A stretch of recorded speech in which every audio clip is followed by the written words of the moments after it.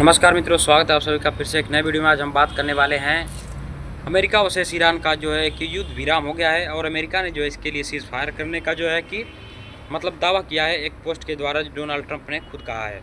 और इसके पीछे जो है बहुत सारी न्यूज़ चर्चाएँ चल रही हैं कि यहाँ पर यो ईरान जो है युद्ध जीत गया है। मुसलमान बहुत खुश हो रहे हैं, जो शिया समुदाय से मुसलमान आते हैं तो वो लोग बहुत खुश हो रहे हैं कि भाई देखो, डर के मारे जो है कि माने तमाम तरीके के से पोस्ट किए जा रहे हैं। तो भाई जानते हैं न्यूज़ वाले जो है इन सभी पोस्टों को हाईलाइट करते हैं, या जनता देखती है तो हाईलाइट करती है। और लोग तरह तरह की अपनी प्रक्रियाएं भी दे रहे हैं। ऐसा नहीं है कि यहाँ पर हिंदू प्रक्रिया नहीं दे रहे हैं, मुसलमान प्रक्रिया नहीं दे रहे हैं, या और कोई प्रक्रिया नहीं दे रहा है।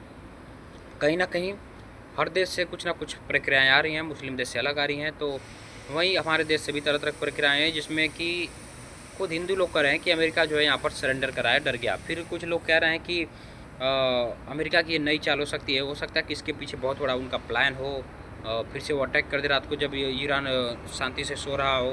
तो मैंने तमाम तरह की प्रक्रियाएँ दे रही हैं ताकि ईरान सावधान हो। मुसलमान लिख रहे हैं कि देखो अल्लाह के खौफ से, या यूँ कहो डर से, या ये कहो उनके ताकत से, किस तरह से इस युद्ध को विराम दे दिया अमेरिका ने।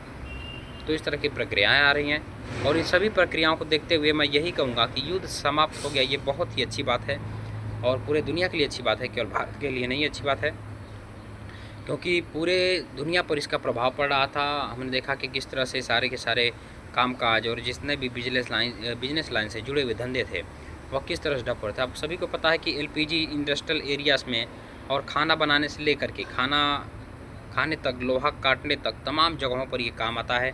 लेकिन मुझे लगता है कि मैं जहाँ तक अपनी प्रक्रिया दूँ कि ईरान को अभी सावधान रहना चाहिए। अमेरिका पे बहुत ज़्यादा भरोसा नहीं कर सकते हैं। एक कहावत आप सभी ने सुनी होगी कि शेर 2 कदम पीछे लेता है, तो इसका मतलब ये नहीं कि पीछे हट गया। तो इसमें ईरान को भी हम कम नहीं कह रहे हैं। ईरान को भी ये सोच समझ के रहना चाहिए कि देखते हैं कि शायद आगे इनकी क्या चाल है। तो ईरान को जो है कि अपने आप को ताकतवर बना के या लड़ाई के लिए भी तैयार रहना चाहिए, क्योंकि अमेरिका पे भरोसा करना बहुत ही मुश्किल है। उसने एक ही नहीं, अभी बहुत सारे देशों को बर्बाद कर दिया। आपने देखा होगा कि जिन्होंने अपने देश का रुपया बड़ा करना चाहिए, अपने देश की मुद्रा बड़ी करनी चाहिए, उन देशों के ये पीछे पड़ गया। जैसे इस समय भारत के प्रधानमंत्री नरेंद्र मोदी उसके टारगेट पर हैं। और ऐसा कहा जा रहा है कि नेतन्याहू जो है वो चक्कर कटवा रहे हैं अमेरिका को, यानी कि उनके कब्जे में है अमेरिका। वो जहाँ जहाँ बोल रहे हैं वहाँ पर जो है कि अमेरिका हमले बोल रहा है। और हाल फिलहाल में भी सुनने को आया है कि लेबनान पर जो है कि इजराइल कब्जा कर लेगा। तो अभी युद्ध के आसार मुझे लग नहीं रहे कहीं कम है। अगर कम है तो किस समझौते पर कम है? क्या क्या ईरान ने समझौते किए, क्या अमेरिका और ईरान के बीच समझौते हुए, और ये युद्ध कब तक के लिए टारा गया है, इसके ऊपर ज़रूर चर्चा और बात होनी चाहिए। और इसमें इजराइल का क्या अहम रोल रहेगा? इजराइल को कोई छेड़ेगा